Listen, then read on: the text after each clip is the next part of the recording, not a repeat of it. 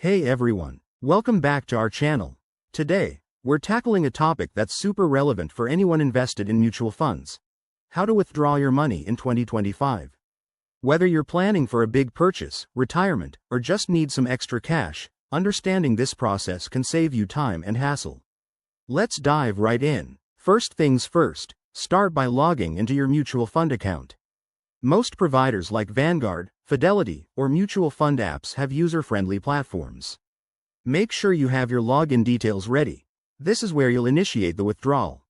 Next, decide how much you want to withdraw.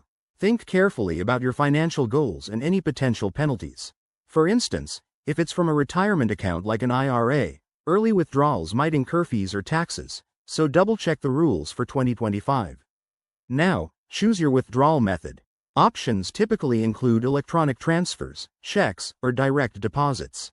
In 2025, many platforms have upgraded to faster digital processes, so opting for an online transfer could get your money in just a few days.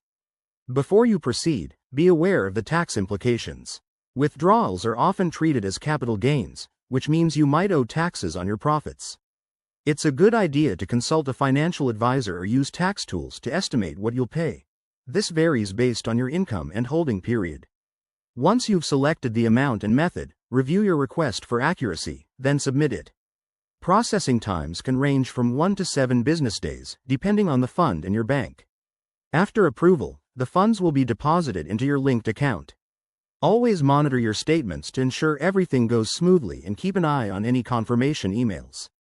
In summary, withdrawing from mutual funds is straightforward with the right steps, but always prioritize your long-term finances.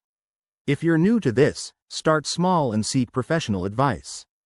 Thanks for watching. If this helped, give it a thumbs up, subscribe for more tips, and let us know in the comments if you have questions.